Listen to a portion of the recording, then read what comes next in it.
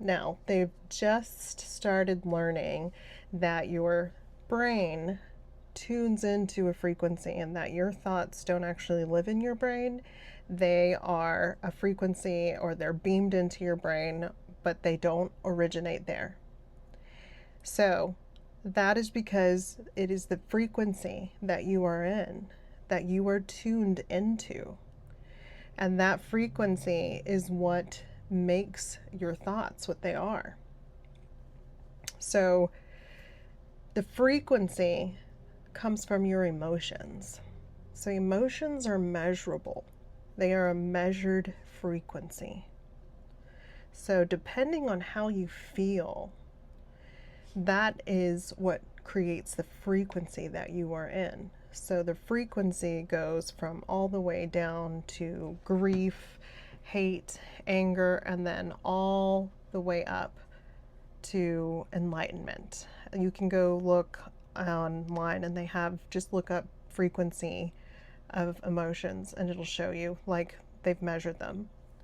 So that determines your frequency, which determines what thoughts your brain is tuning into. And your thoughts create chemistry in your body. So if your frequency is really high, your thoughts are going to be good, and that creates good feelings in the body and good hormones.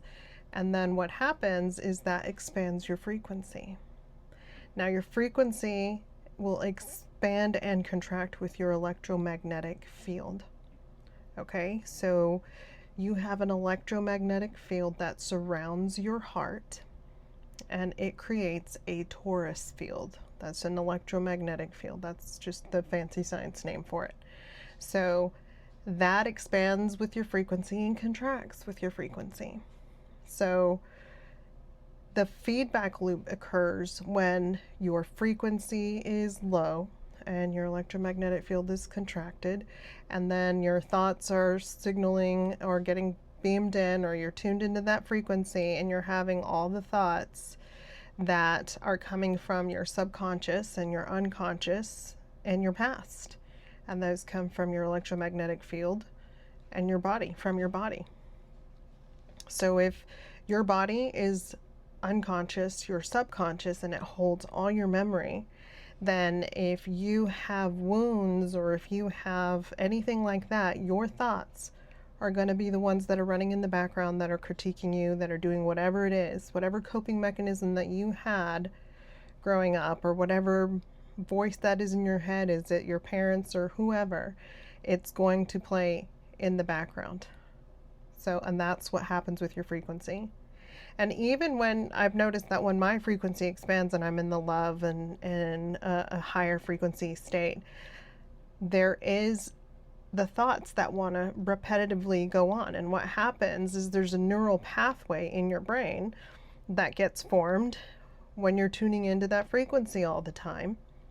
And it makes a neural groove into your brain. Those connections are hardwired. And even if you're out of that frequency, they can get caught and play in a loop because they're right there. They've already made this strong connection. So that's why people will find that it's a little more difficult to be somebody else or to believe in something else, because the neural connections literally have not been made in your brain, and you are thinking of them, and then it starts to try to create those neural connections while you're thinking and imagining of what you want to do.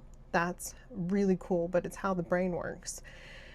So when you tune into a different frequency, if you're not already used to or have those neural pathways into place, when you tune into that frequency, you're going to have trouble because that neural connection path has not been solidified. It hasn't been made. So you're having a misfire of signal that's coming this way and then signal that's coming this way from your frequency. And it feels weird in your brain because it has to grow together and it has to reach each other. So then that's where your electricity goes. Because remember, electricity takes the path of least resistance. That's why you have ruminating thoughts. That's why you have all these things that go over and over and over again, because of those neural connections in your brain and the grooves that have been made in your brain.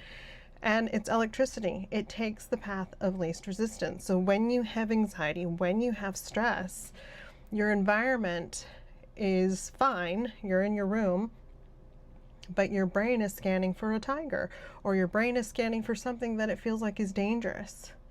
And then it creates these loops based on your memories. It tries to think of anything and everything that could be wrong.